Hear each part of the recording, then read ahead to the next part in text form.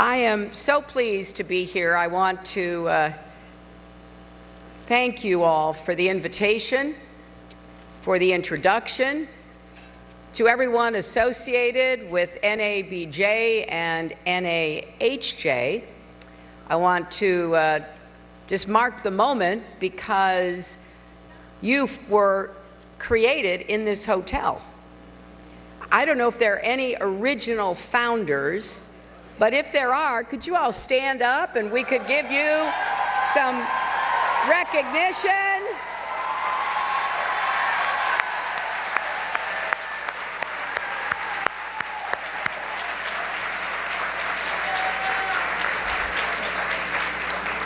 I am delighted to thank you for the important work you do every day. And now more than ever, we need you to keep holding leaders and candidates accountable. And in the tradition of path-breaking journalists like Ethel Payne and Ruben Salazar, we need you to make sure that America's front pages and nightly newscasts and online information reflects the great diversity of our nation. Someone that I had the privilege of knowing, the late, great Bob Maynard, former owner of the Oakland Tribune, once said, and I quote Bob, "It is in seeing ourselves whole that we can begin to see ways of working out our differences, of understanding our similarities, and becoming a more cohesive nation."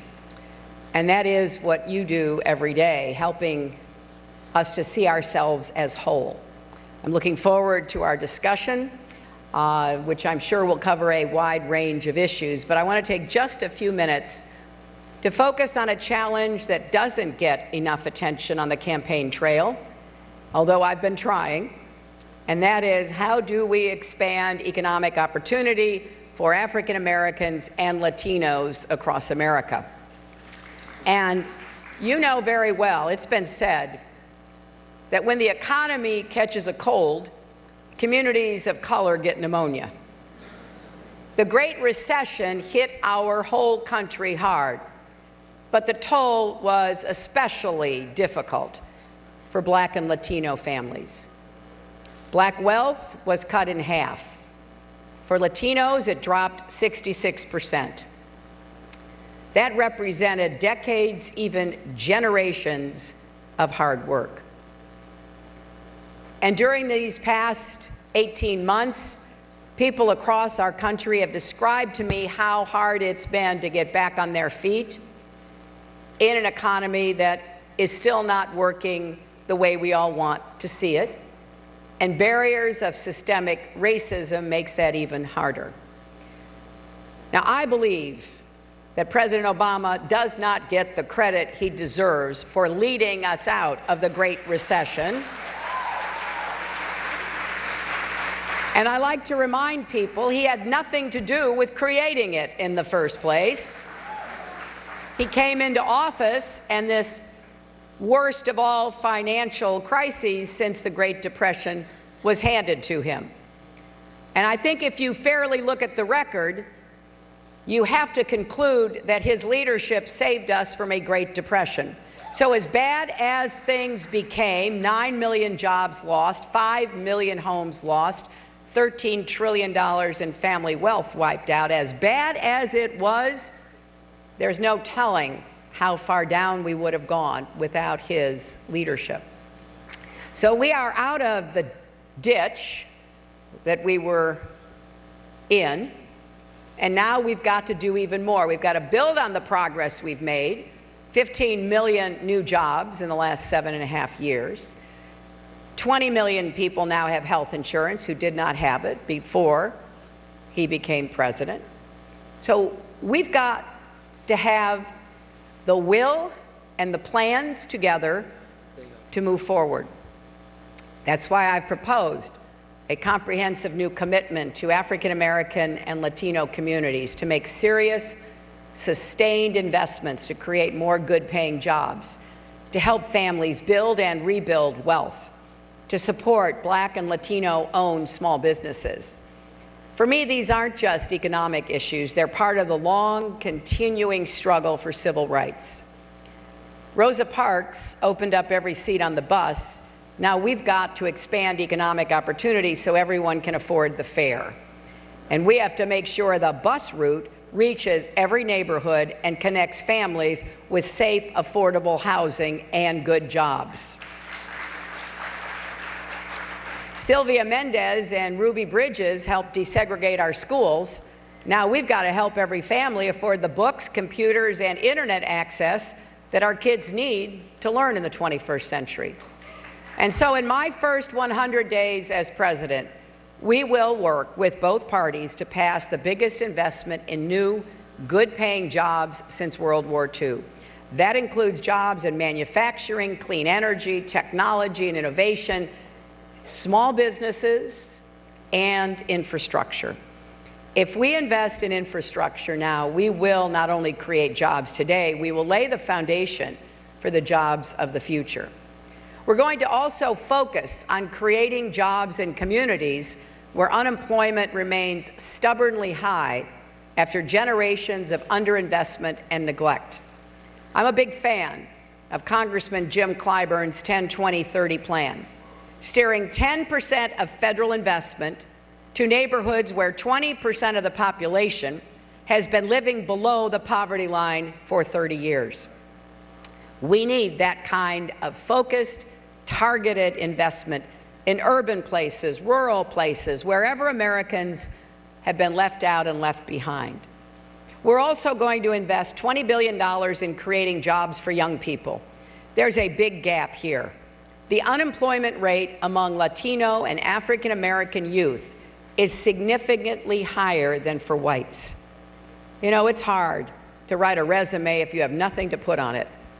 We're going to help our young people get that first job so they can get that second job, so they can build a good, solid, middle-class life that will give them and their families a better future. We're also going to do more to help Black and Latino entrepreneurs get access to capital so they have a real chance at turning their ideas into thriving businesses. Now, I think that's not only good for those entrepreneurs, it's good for their families, their workers, and their communities. Additionally, as part of our end-to-end reform of the criminal justice system, we're going to help people succeed when they return home from jail or prison. We're going to ban the box so they can be judged by their skills and talents, not by their past. And we will dedicate $5 billion to provide training and support to returning citizens so they can get a good-paying job. And in my first 100 days, I'm going to introduce legislation for comprehensive immigration reform with a path to citizenship. That's not only the right thing to do, every independent analysis shows it will add hundreds of billions of dollars to our economy. It will also keep families together. We need to bring hardworking people out of the shadows. America has always been a place where people from around the world work hard and apply their talents to American growth and innovation in pursuit of their own dreams. So we're going to do everything we can to get this done. We need to build an economy and a future that every American can be proud of and be a part of. An economy that works for everyone, not just those at the top. That will be my mission as president. These are just some of the highlights of our plan. I hope you will go to my website, hillaryclinton.com, to read the details, including how we are going to pay for everything I've proposed. And of course, I hope you will compare what I'm proposing to what my opponent is talking about. Now, here's one measure that you could use for that comparison. An independent economist recently calculated that if my agenda for jobs and growth is put into place, our economy would create at least 10.4 million jobs within 4 years. We actually think it could be more than that. Now, this economist also ran the numbers on Donald Trump, including his disastrous and inhumane plan to round up and deport millions of hardworking immigrants. The result, according to Mark Zandi, who was the economic advisor to John McCain during his 2008 run for the presidency. The result of Trump's plans would be a lengthy recession with 3.4 million jobs lost. Now, of course, Donald Trump's problems go far beyond economics. At every turn, he stokes division and resentment. He says horrible things about one group of Americans after another. He's hearkening back to the most shameful chapters of our history and appealing to the ugliest impulses of our society. You know the list, you've reported on it. He started this campaign by describing Mexican immigrants as criminals and rapists. He retweets white nationalists. He says a distinguished federal judge can't be trusted because he is of Mexican heritage. He talks about banning Muslims from coming to the United States, a land built on religious freedom. And yes, he also talks about curtailing press freedom as well. We need to stand up as a country and say that Donald Trump doesn't represent who we are and what we believe. That is what my campaign, what Tim Kaine and I and everyone supporting us is doing every day. And we're going to keep at it, because I believe with all my heart that America is better than this. America is better than Donald Trump. We just launched an all-Spanish Twitter account because we want to bring as many Americans as possible into this conversation. We've opened offices in every state because we want to compete everywhere. We want to bring our message and our vision to all corners of our country. But we can't do it alone. Everyone, Republican, Democrat, and Independent, needs to stand up and speak out. Now, I think journalists have a special responsibility to our democracy in a time like this. As Ida B. Wells once said, people must know before they can act, and there is no educator to compare to the press. Now, many of you are showing the way. It's a badge of honor when Jorge Ramos gets thrown out of a press conference for challenging Donald Trump. Or when another news organization gets banned for reporting what he says. As Jorge said, the best journalism happens when you take a stand, when you denounce injustice. So I hope you'll keep calling it like you see it. Keep holding all of us accountable. You know, I have laid out all these plans, and I'm well aware that I have been sometimes made fun of for putting out these plans about the economy and education and criminal justice reform and health care and gun safety measures. This old-fashioned idea, when you run for president, you ought to tell the voters of America what you would do as president. So I am going to keep telling you what I would do, because I want you to hold me accountable, press and citizens alike, because the stakes are as high as they've ever been in our lifetimes, and we all have to do our part. So thank you for what you do every day. Thank you for inviting me to address you today, and I look forward to taking some of your questions. Thank you all very much.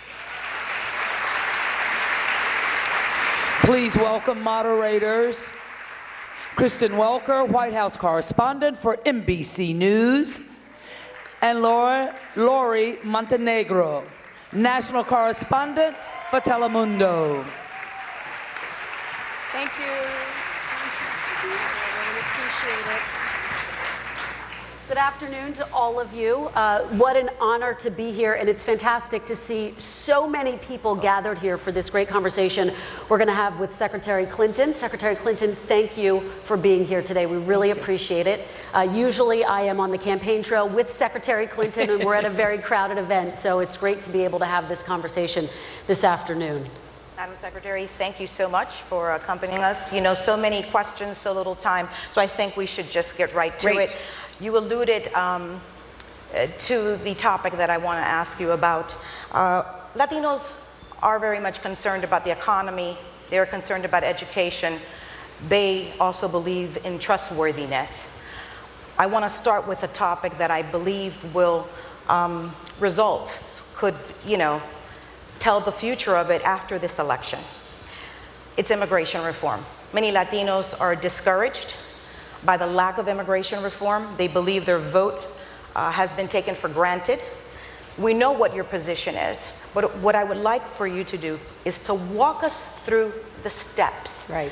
How will you get immigration reform, something that President Obama was not able to do, so that Latinos can believe that something is going to happen, that their vote, again, is not being taken for granted, considering that the House, at least the House, will remain under Republican control? It's a great question, and it's one that I obviously have given much thought to, because I am determined that we are going to achieve comprehensive immigration reform with a path to citizenship. So here is how I see it. First of all, we're going to start immediately. I want this to be a clear, high priority for my administration. We will be prepared to introduce legislation as quickly as we can do so. I am hoping that the outcome of the election, which I am working hard to ensure a victory, will send a clear message to our Republican friends that it's time for them to quit standing in the way of immigration reform. If you remember, after the 2012 election, the Republican National Committee did what they called an autopsy of their loss and concluded that they could not continue to deny the importance of immigration reform, and they urged Republicans running for office to get on board. Now, that hasn't turned out the way that they seem to have hoped. We have instead a Republican nominee who has been virulently anti-immigrant. But there's nothing like winning to change minds. And I think, number one, we have a good chance of having a Democratic Senate if everybody does what I hope they will do and vote for Democratic candidates for the Senate. I believe we will pick up some seats in the House and at least, if not take it back, narrow the numbers. If we move in the Senate and then we demand that there be a vote in the House, because I'm convinced that if the bipartisan bill that had been achieved in the Senate, remember when Marco Rubio was for it and people worked hard and achieved it, if it had been allowed to come for a vote in the House, it would have passed. So I view the political landscape as increasingly favorable to us making this happen. I will also defend the president's executive actions. I, like you, was disappointed with the Supreme Court decision, but remember what it did. It sent the case back to be tried. It did not determine the case. So DACA and DAPA are still alive. Trump has said one of his first acts as president would be to eliminate every executive order that President Obama has signed, including those on immigration issues.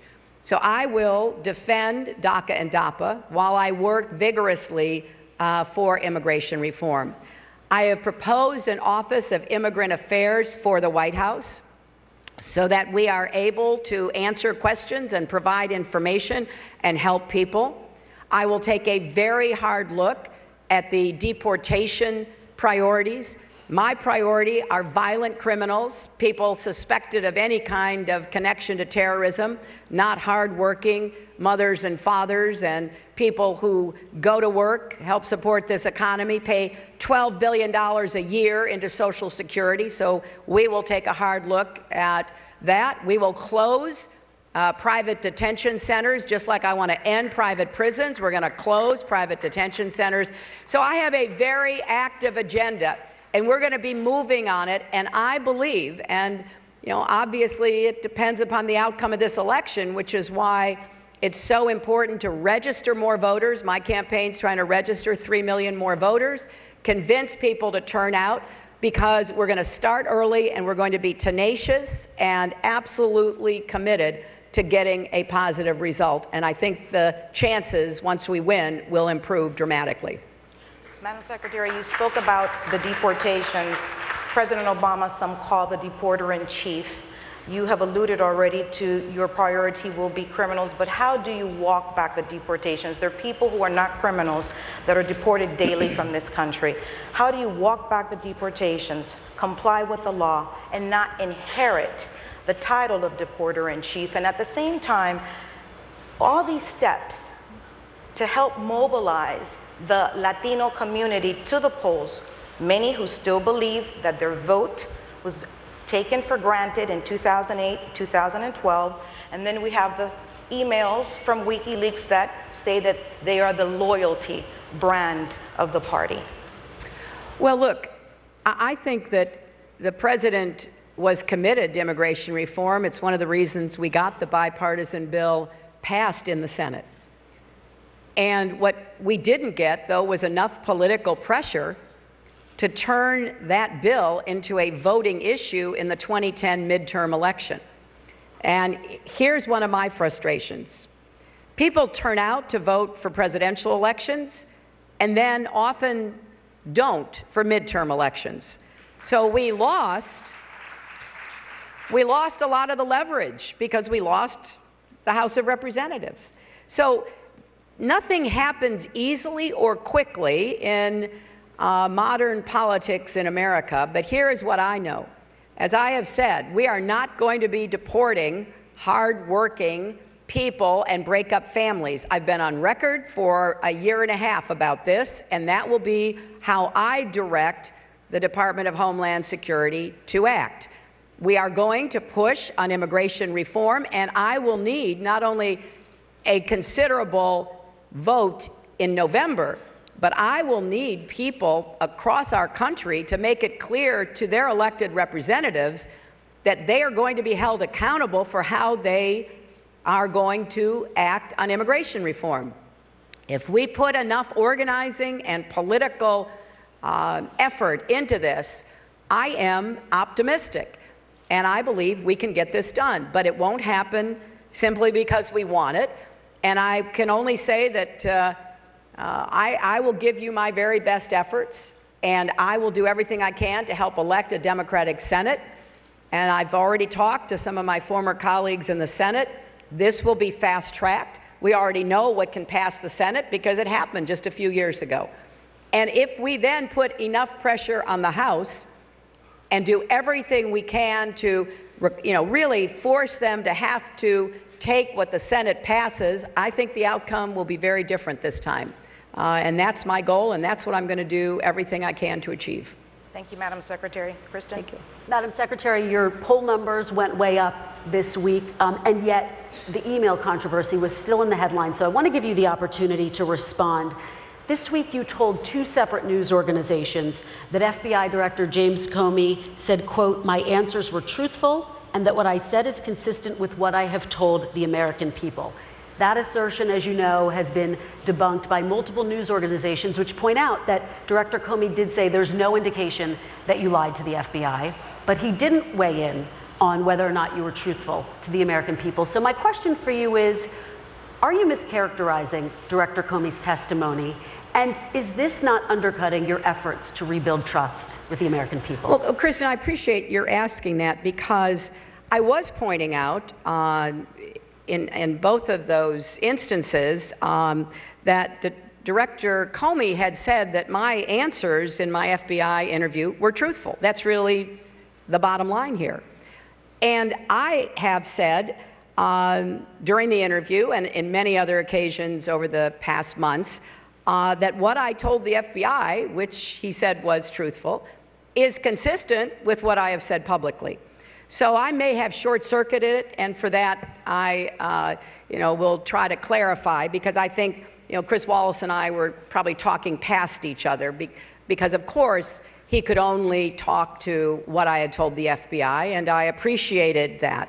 Now, I have acknowledged repeatedly that using two email accounts was a mistake, and I take responsibility for that. But I do think, having him say that my answers to the FBI were truthful, and then I should quickly add what I said was consistent with what I had said publicly. And that's really sort of, in my view, trying to tie both ends together. Is the one inconsistency, though, that you said you never sent or received classified material, and he did say there were 3 emails that were marked classified at the time. Is that an inconsistency? Well, here are the facts behind that as well. You know that I sent over 30,000 emails to the State Department that were work-related emails.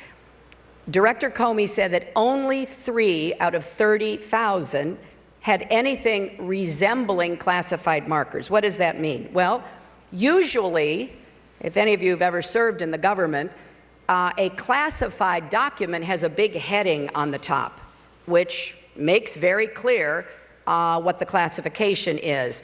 And in questioning, Director Comey made the point that the 3 emails out of the 30,000 did not have the appropriate markings.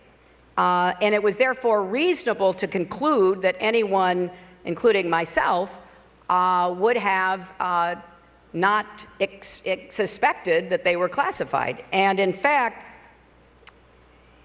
I think that has been discussed by others who have said 2 out of those 3 were later explained by the State Department not to have been in any way confidential at the time that they were delivered.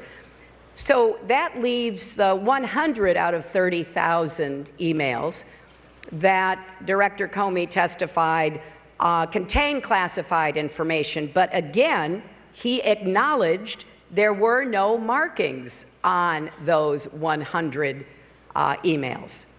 And so what we have here is pretty much what I have been saying throughout this whole year, and that is that I never sent or received anything that was marked classified. Now, if in retrospect, which is what is behind the 100 number, if in retrospect some different agencies said, but it should have been, although it wasn't, it should have been, that's what the debate is about.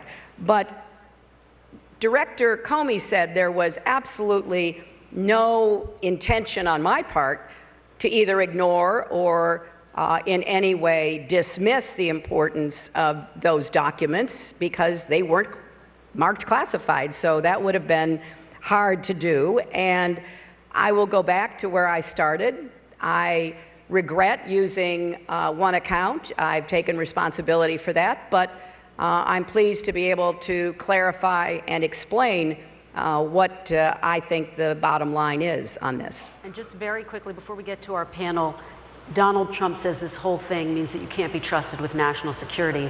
Today, you were endorsed by former CIA Director Michael Morell, who says it's Trump who can't be trusted, and he went so far as to indicate that he's been turned by Putin. Do you agree with that assessment? Well, I had the great honor of working with Mike Morell, spending a lot of hours with him in the Situation Room in the White House. He is a consummate professional who has devoted his entire professional career to protecting our country. I was honored to receive his endorsement. I will let his comments speak for themselves, but I really appreciated his explaining, as he did in his op-ed, some of what's at stake in this election. Thank you, Madam Secretary. I believe we have a question from one of our panelists in the previous. Could you stand up? Stand up, please. Introduce Hi, yourself. I'm Yamiche Johnson. I'm a national political reporter with the New York Times. My question is, you've accused Donald Trump of using racist and sexist language. What does it say about the electorate that so many Americans are supporting him? Well, I really believe that the core of his support, I'm not going to speak for everyone who supports him, because I think there have been some quite distressing statements coming out of his rallies and his supporters and who has aligned themselves with him. But I think the core of his support really centers on the disappointment in the economy that so many Americans feel. And what I have been saying is, you know, I want to bring this country together. I think we have 3 overarching goals. We need more economic opportunity, we need to protect our national security, and we have got to work toward American unity. So I have been trying to understand what it is that has driven people to support Trump. And I've met with some people. I have listened to them. And so many of them are looking for an explanation as to why they lost the job they had for 18 years when the factory closed and nobody cared about them. What they're going to do when their whole life was spent mining coal and they made $80,000 a year, now they can barely find a job making minimum wage. Why the centers of so many old industrial towns in America are hollowed out and people are turning to opiates and heroin. And the list goes on, and that's what I've heard. So I think we have to recognize that, of course, some of the appeal is xenophobic and racist and misogynistic and offensive. We have to acknowledge that. But let's not lose sight of the real pain that many Americans are feeling because the economy has left them behind. So I said it again in my acceptance speech last Thursday, I want to be the president for all Americans. I want to lift up and give everybody a chance to pursue their dreams. And that means people who are supporting him. When I went to West Virginia, I knew that I was not going to win West Virginia, I can tell you that. And I was in a meeting with a group of folks, including a coal miner who was incredibly emotional in talking to me. And outside, there was a big Trump protest going on. And one of the people at the protest, for goodness sakes, was Blankenship, who had just been convicted of reckless indifference toward the well-being of his coal miners, causing deaths. So clearly the lines are pretty stark. But I have said, you know, I've got a plan for coal country, I've got a plan for Indian country, I've got a plan for inner cities, I've got a plan for rural communities. It's one of the reasons, as I said in my remarks, that I support Jim Clyburn's 10-20-30 proposal, which would help all kinds of communities in America. Jim and I have talked about this. So we have to reject and stand up against the appeals to the kind of bigotry and the use of bluster and bullying that we see coming from Trump's campaign. But let's not forget the real economic challenges that too many Americans of all backgrounds are facing today. So that's how I think about it. And that's how I'm going to try in this campaign to respond to and rebuke all of the horrible things he says on a pretty regular basis, but not about me. I could care less about that. But when he goes after individuals, when he accuses a distinguished federal judge of Mexican heritage, of not being fair, when he insults a Gold Star family of a Muslim American who served in the military, you know the list. I will stand up and call him out on that.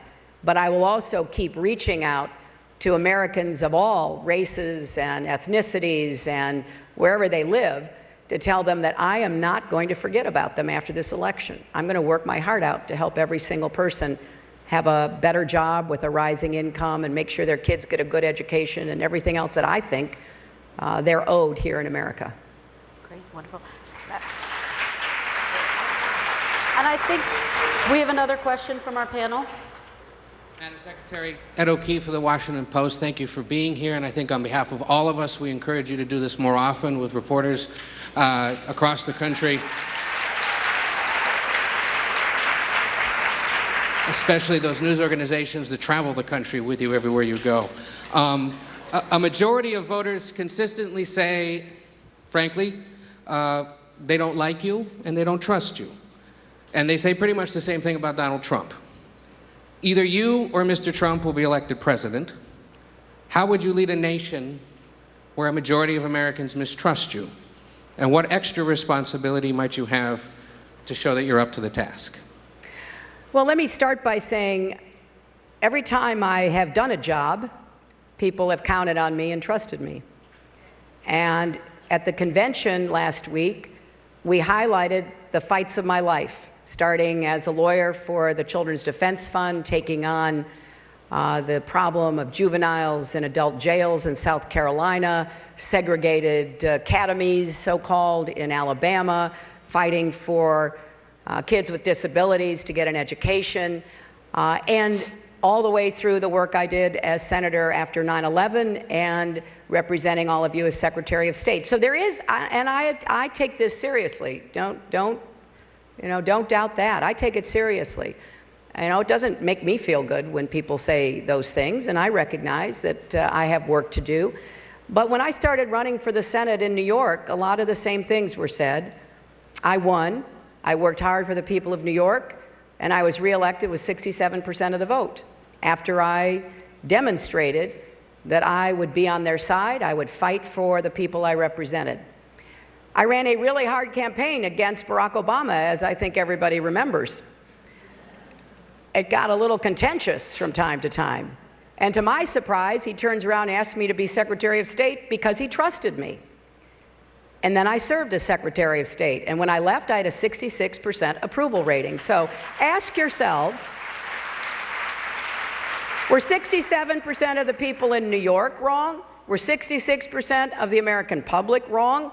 Or maybe, just maybe, when I'm actually running for a job, there is a real benefit to those on the other side in trying to stir up as much concern as possible. So I take it seriously, and I'm going to work my heart out in this campaign and as president to produce results for people, to get the economy to work for everybody, not just those at the top, to do as much as I can to help people who, as I said earlier, may not even vote for me, because I think our country is at a crossroads election.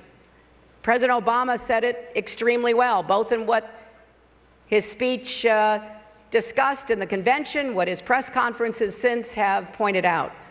This is a crossroads election. There is so much at stake. You can look at my record of public service. You can meet people and families who were benefited by the Children's Health Insurance Program. You can meet people who were benefited by reforming the foster care and adoption system. You can meet first responders and survivors from 9/11 who were benefited because I went to bat for them. You can meet National Guards members and their families who didn't have health care unless they were deployed before I worked with Republicans to fix that. You can go down a long list, and we'd be happy to provide it to you, of what I have done because I believe in public service. And I am proud that I've had the great opportunity to work on behalf of giving more people a better life ever since I was right out of law school. So I'm just going to get up every day and make my case. And I think there'll be an opportunity for a lot of people to actually hear it. Madam Secretary.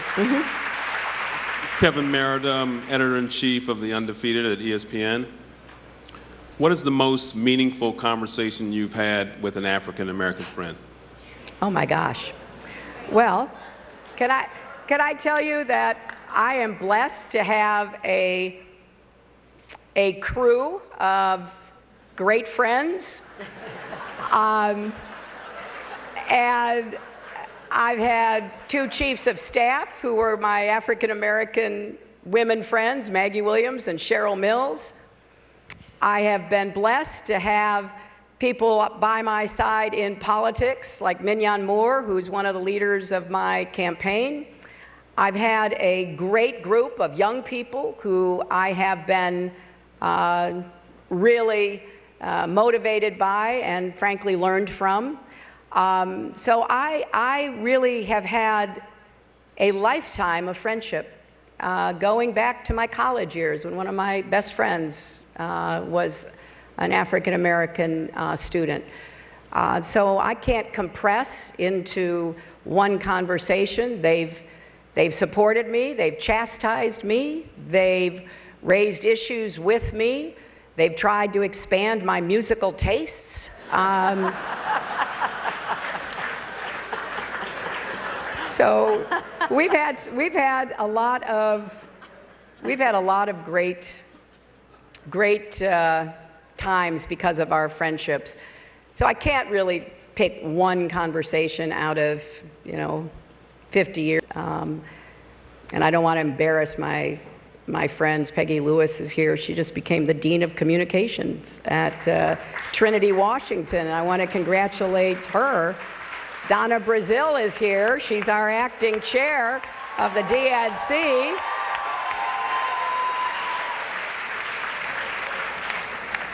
So I guess I'll leave it at that. I think I'm going to respect the cone of friendship silence. But please know I've got a lot of great friends who have given me so much more. Madam Secretary, there's such little time, and there's lots of questions, and they're signaling us to, but I would be remiss.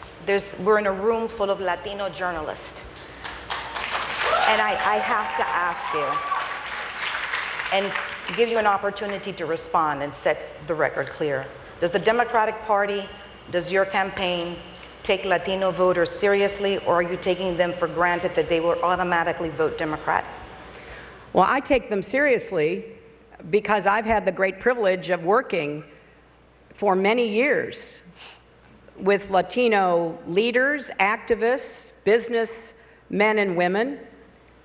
Just as I responded to the question, my first experience working on behalf of Latinos was, well, actually, even before I was a legal services lawyer, through my church, I babysat Latino kids on Saturdays while their parents and older siblings went to the fields outside of my home in Chicago, which used to be, hard to believe now, miles of farmland.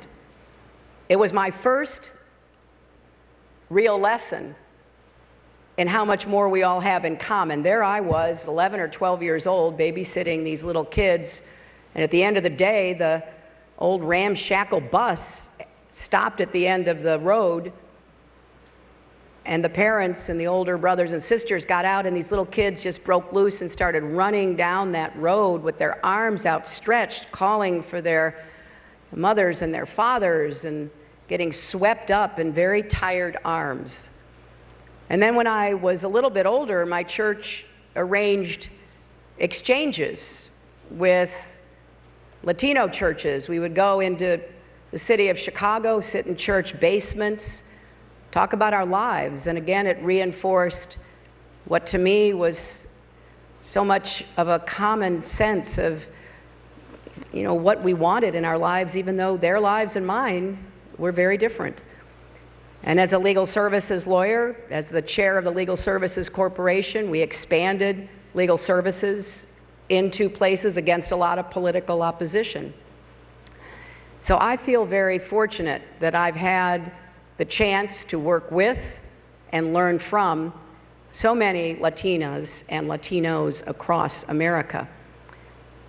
When I ran for the Senate, I worked closely with our elected representatives, both at the city, state, and national level. I was honored that they rallied around to support me and were part of the great victory that we had in the primary in New York.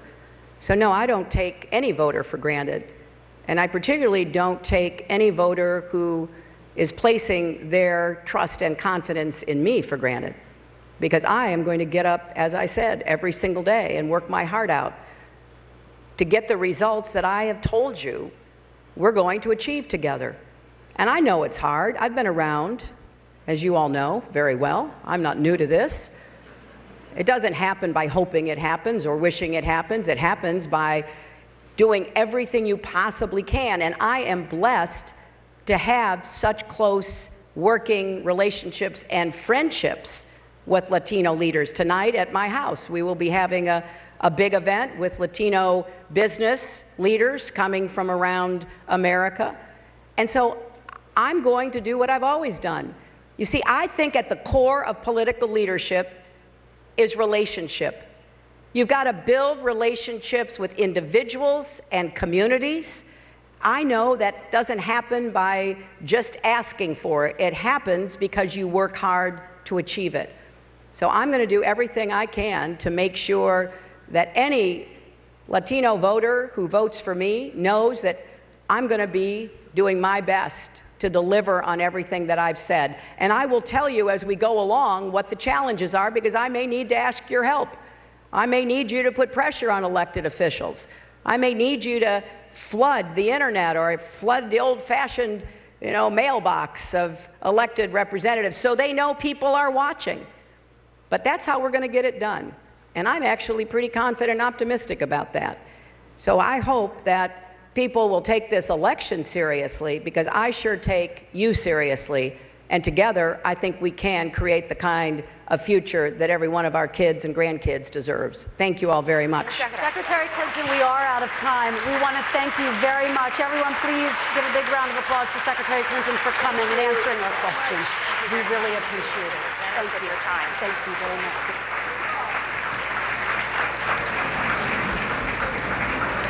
In the hall.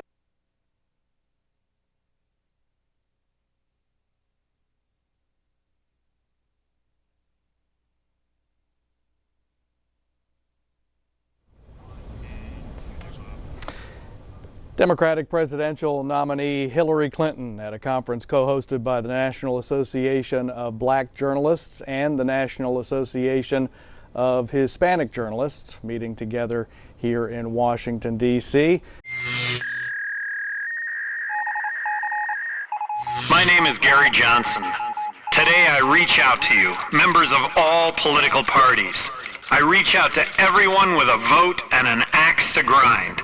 From the Tea Party, the Constitution Party, the Green and Libertarian parties, I call out to all of you, including the disaffected and disillusioned among the Republicans and Democrats. Today, there's a handful of people in Washington ruining America. This small group has presided over the elimination of our Bill of Rights and the systematic dismantling of our freedoms guaranteed us under our Constitution. Our leaders have blown it.